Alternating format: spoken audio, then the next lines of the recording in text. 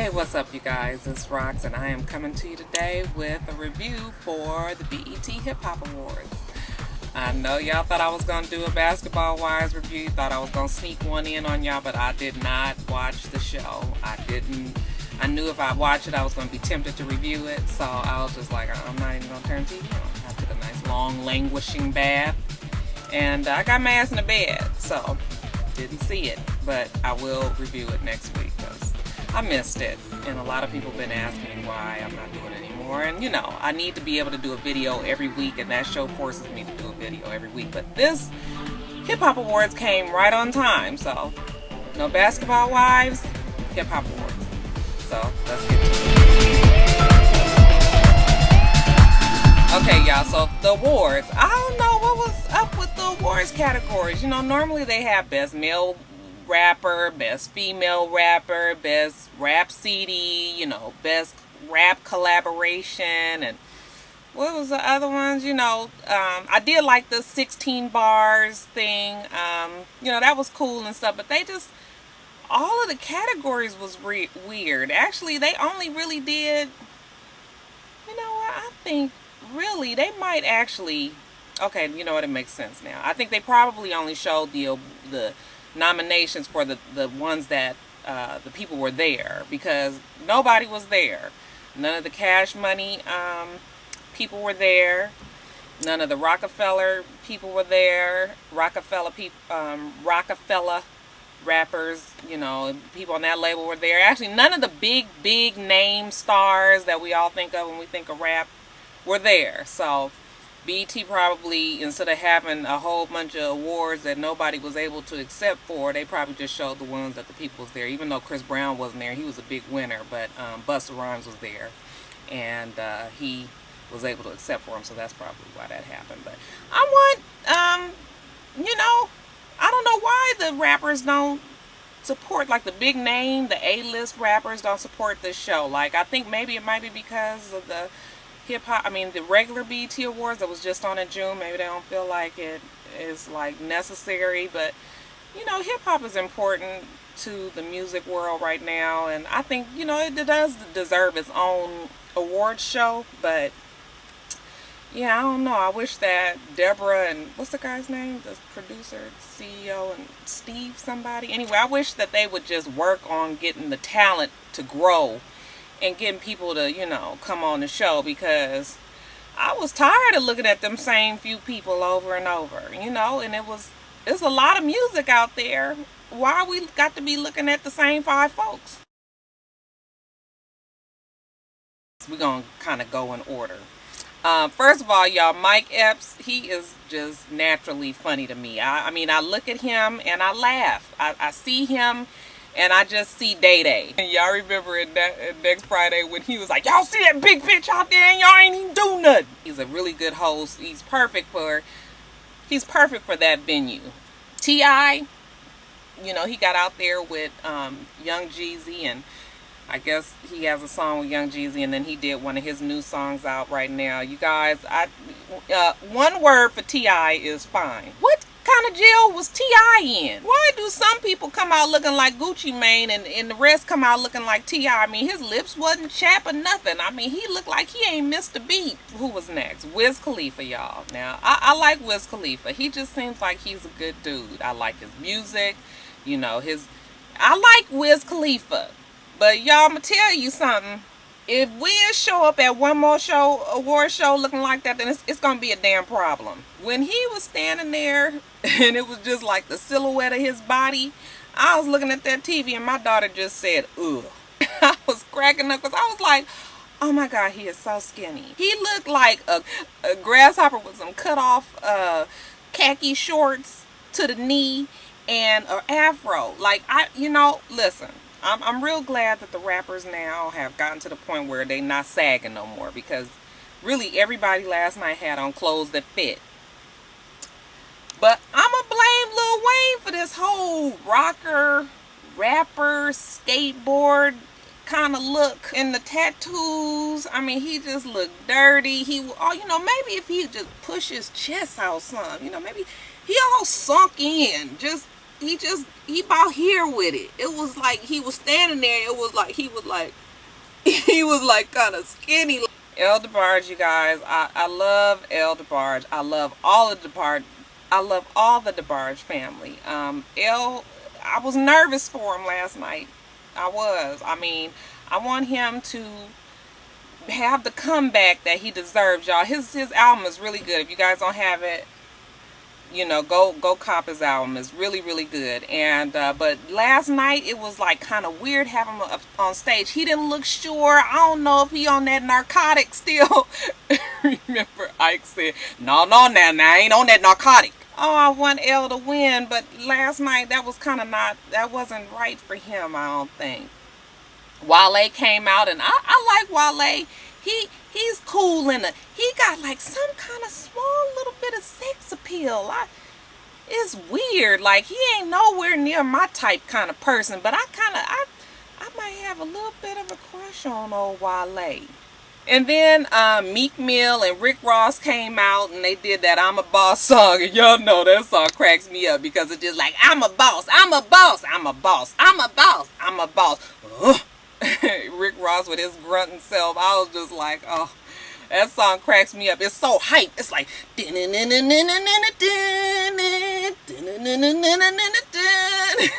so upbeat and fast, and you be like, I'm a boss. I was a little bit disappointed that Rick Ross didn't have his shirt off in none of the simulcasts. And I did get like I got a tip. I got an exclusive tip that the reason why Rick Ross doesn't have his shirt off is because he was lactating, and they was afraid that his titties was gonna leak on the stage. Big Sean, I like Big Sean. I like his CD. His CD is really good. And I can listen to almost the whole thing straight through without being like, oh my God. And y'all know y'all like that Marvin Gaye and Chardonnay song. Well, how's it go? Just to set the mood, girl, I bought some Marvin Gaye and Chardonnay. Just let the song play your own way. You know I'm old when you start doing the, what's this? The E.T. to damn Marvin Gaye and Chardonnay. And then the whole little oldies flashback thing. So DMX, I was glad to see DMX. You know, I want DMX to have a big comeback, and I don't care what any of y'all say. DMX was able to do all his songs with that same growly voice that he have. Never lost, you know, his voice. Never lost wind. And them songs take a whole lot out of you. So I was proud to see DMX. He looked good. He looked like his normal self. So, and he has a new song out. I haven't heard it, but I heard that he has a new song out. So we're going to see. Maybe DMX, it might not be over for him. Heavy D, I was glad to see Heavy D because I like to see big guys that can move. I mean, Heavy D used to be, like, for those of y'all who can remember back in the day, Heavy D and his two backup dancers, I can't remember, Eddie F and the other guy anyway, they used to get their groove on. And I enjoyed seeing Heavy D. He could still move good, not quite like he used to.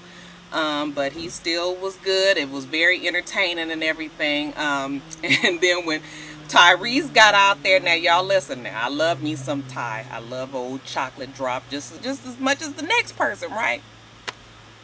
But when Ty got out there and said, the song supposed to be like this: now that we found love, what are we gonna do with it? Okay, it's supposed to be like that, right? Here comes Tyrese.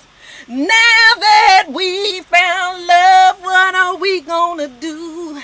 What are we gonna do with it? Boy, Tyrese, if you don't get that high-ass soprano voice off of the damn song, you too high, Ty, you too high.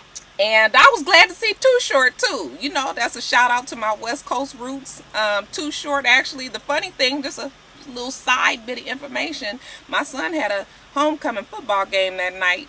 And I was at the game that night, and Too Short came to the game. I was less than 20 feet, standing less than 20 feet next to him, and he had on the same outfit. So he just left from the award show and came to the football game. So I thought that was pretty cool. And then LL Cool J. Now, I wanted somebody to do his music. I think that if it's a tribute, that somebody needs to do the music. It's enough people around that can do an LL Cool J song and give it some justice. Now, I wish they would have did something, because y'all know I love me some Ladies Love Cool James like everybody else. And his music was so good. and it deserved a tribute, like a right kind of tribute, not just us talking about it. I still like LL. I want him to stop fucking around with his face and do whatever the fuck he doing to his face. I want him to stop it. Because, y'all, he don't look the same as he used to. He still look good. But you get to Google up the old LL face and the new LL face. And it's something totally, it's different. It's wrong. He ain't aging. And then when LL got up there to do his little acceptance speech, he proceeded to drop some knowledge on y'all fools. I was sitting there looking like, you know, that deep eyebrow was like, oh God, LL, don't get too preachy, because, you know, I don't feel like hearing all that. But it wasn't bad. He rhymed his speech, and I thought that was cute. Okay, y'all, and lastly, the ciphers. So the show is the ciphers. If they didn't have the ciphers, I don't know what kind of show they would have had. So we just gonna go through them. The first cipher, I liked the white kid. His name was Machine Gun Kelly. I just liked his flow. I ain't no big hip hop rapper, freestyle, professional. I can't give you the ins and outs of the nuances and the words and the rhymes and all of this. I'm just telling you what I liked. On the second cipher, it wasn't all that memorable. I mean, they had Busta Bus, and y'all, Busta Bus was up there for a whole EP length worth of a song. I was like, this supposed to be 16 to 32 bars, not no 2018 bars. Go sit your ass down, Busta. He Busta big, yeah, big old fucker. He looked like he got the gout. That's how you look when you got the gout. Yo. All this be real. Yeah, like that. It'd be like that. Real thick, right up in. And Luda. Now, you know, Luda, I liked Luda. His was just okay. But, you know, what money will do for you, right? We know Luda only 5 feet tall, but Luda looked good, too. I was like, all right, Luda. And I am so glad the rappers are all getting their teeth fixed. I mean, shout out for the veneers. All right, for the hip-hop dentist.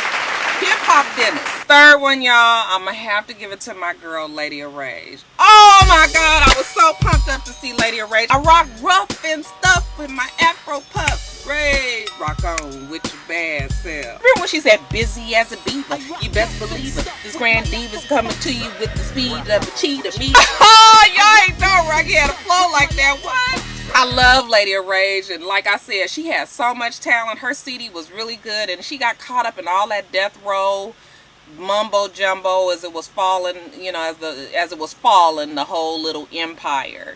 And she got pushed aside, and I always felt like she had a lot of talent that was never used. And I don't know if it's too late for her to have a comeback now, because, you know, everything is so sexual and so you know, it's not just about the skills anymore. It's really more about the look and the gimmick. And not that I'm saying that the female rappers now are too gimmicky, but I'm just saying.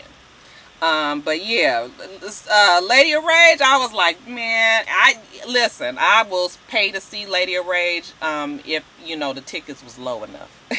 The fourth one was Rick Ross as all of his artists. So, you know, it was Wale, it was Meek Mill. Y'all, that Meek Mill is a strange looking, he just, first of all, his face is kind of like this.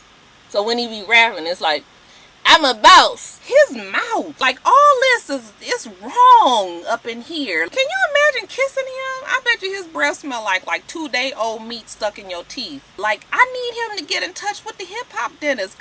And Rick Ross with the satin short set, I was looking and I said, now I know he ain't got a tank top on the first up under there, not a t-shirt or nothing. It just, you can't put satin, a whole satin outfit on a nigga that big. I mean, I bet you he smelled like armpits and like mud butt ass. Then on the fifth cipher, I like somebody, I can't remember the guy's name, but I have to give it to Estelle, because y'all know I got the rep for the ladies.